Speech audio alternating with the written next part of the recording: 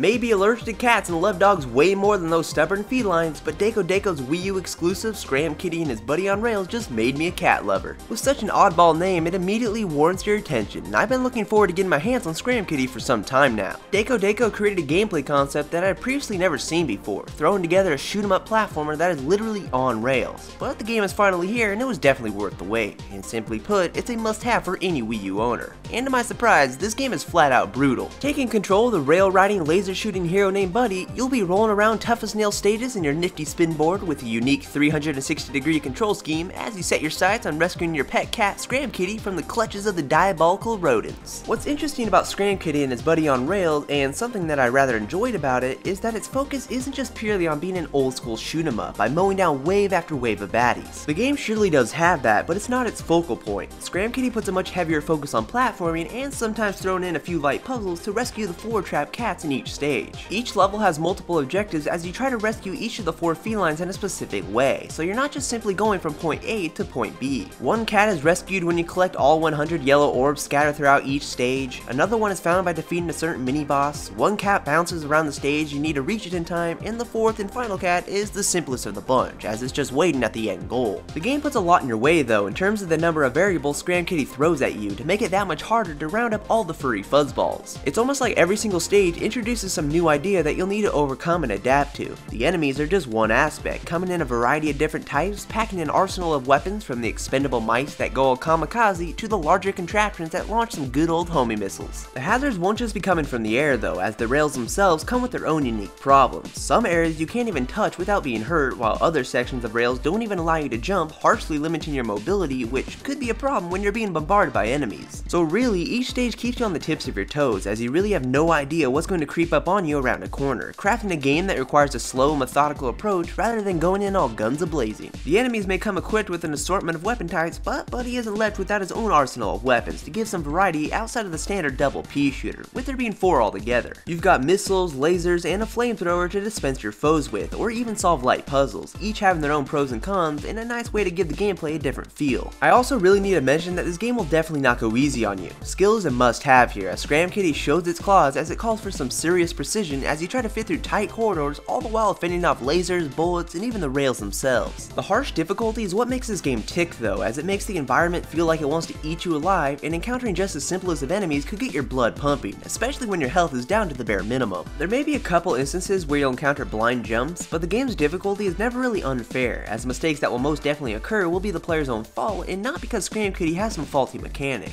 The only real complaint I have against Scram Kitty is that the ending is, well, rather anticlimactic. The entirety of the game just gives you the feeling that things are just going to continue to ramp up from the beginning to the end, with an insane boss battle that will have you throwing your gamepad at the screen, but it's actually fairly disappointing. It actually felt like it was a stage that was just thrown together at the last minute, and not designed as a way to reward the player for getting that far, and matter of factly, it's one of the easiest stages in the game, believe it or not. But I can't really hold Scram Kitty in a bad light, as the series of stages leading up to the finale make up for whatever the ending may be lacking. On the other hand, the visuals look perfectly fine here, with an assortment of bright colors. Being a mixture of both 2D pixel art and 3D graphics, they blend together really nicely. The whole of Scram Kitty has mechanical futuristic environments, giving it a spacey feel. Dakko also did well in putting details into the backgrounds themselves, as the 3D graphics give you the feeling that there's actually depth there, instead of just slapping together a black background and calling it a day. The music is also really well done here, featuring an electro synth soundtrack that fits like a glove, with the overall tone of Scram Kitty being upbeat and futuristic in nature. Scram Kitty and his buddy on rails doesn't really feature a wealth of stages, with there only being around 25 to encompass the entirety of the single player campaign, so it can be rather short when it comes to the amount of levels it's packing,